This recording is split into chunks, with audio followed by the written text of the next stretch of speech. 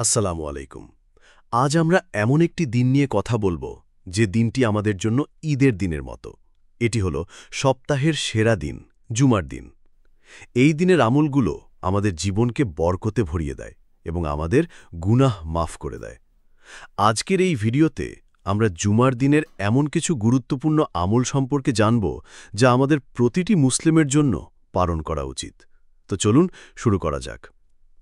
মহান আল্লাহ তাআলা পবিত্র কুরআনে বলেন, হে ঈমানদারগণ, যখন জুমার দিন সালাতের জন্য আহ্বান করা হয় তখন তোমরা আল্লাহর স্মৃতিতে দ্রুত ধাবিত হও এবং বেচা কেনা ছেড়ে দাও। এটাই তোমাদের জন্য উত্তম যদি তোমরা জানতে। সূরা জুমুয়া আয়াত ৯। আমাদের প্রিয় নবী হযরত মুহাম্মদ সাল্লাল্লাহু আলাইহি ওয়াসাল্লাম বলেছেন, সবচেয়ে উত্তম দিন হল জুমার দিন। এই দিনেই আদম আলাইহিস সালামকে সৃষ্টি করা হয়েছিল এবং এই দিনেই তাকে জান্নাতে প্রবেশ করানো হয়েছিল। এখন আমরা জুমার দিনের সেই গুরুত্বপূর্ণ আমলগুলো নিয়ে আলোচনা করব। ১. গোসল করা ও পরিষ্কার পরিচ্ছন্ন থাকা। জুমার দিন গোসল করা সুন্নত মুয়াক্কাদা। এটি আমাদের শরীর ও মনকে পবিত্র করে। শুধু গোসল করাই নয়, বরং উত্তম পোশাক পরা, সুগন্ধি ব্যবহার করা এবং মেসওয়াক বা ব্রাশ দিয়ে দাঁত পরিষ্কার করা খুবই গুরুত্বপূর্ণ। রসুল সাল্লাল্লাহু আলাইহি ওয়াসাল্লাম বলেছেন, যে ব্যক্তি জুমার দিন গোসল করবে, সুগন্ধি ব্যবহার করবে, উত্তম পোশাক পরবে এবং পায়ে হেঁটে মসজিদে যাবে, তার প্রতিটি পদক্ষেপের বিনিময়ে ১ বছরের নফল রোজা এবং ১ বছরের নফল নামাজের সওয়াব দেওয়া হবে। ২. সূরা কাহফ তিলাওয়াত করা। জুমার দিনে সূরা কাহফ তিলাওয়াতের অনেক ফজিলত রয়েছে। রসুল সাল্লাল্লাহু আলাইহি ওয়াসাল্লাম বলেছেন, যে ব্যক্তি জুমার দিন সূরা কাহফ পড়বে তার জন্য ২ জুমার মধ্যবর্তী সময় একটি নূর দ্বারা আলোকিত হবে। ৩. বেশি বেশি দুরূদ পড়া।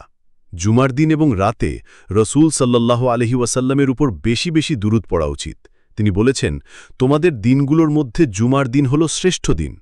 সুতরাং এই দিনে তোমরা আমার উপর বেশি বেশি দুরূদ পাঠ করো, কারণ তোমাদের দুরূদ আমার কাছে পেশ করা হয়। ৪. মসজিদে আগে যাওয়া।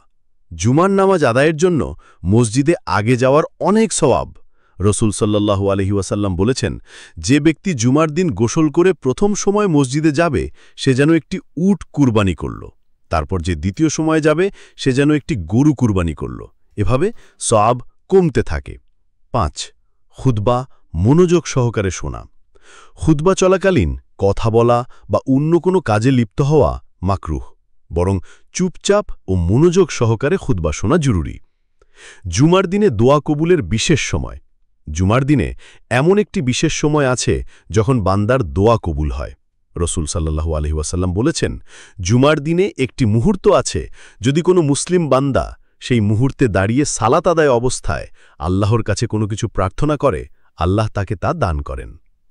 অধিকাংশ আলেম মনে করেন এই সময়টি হল আসরের নামাজের পর থেকে সূর্যাস্তের আগ পর্যন্ত।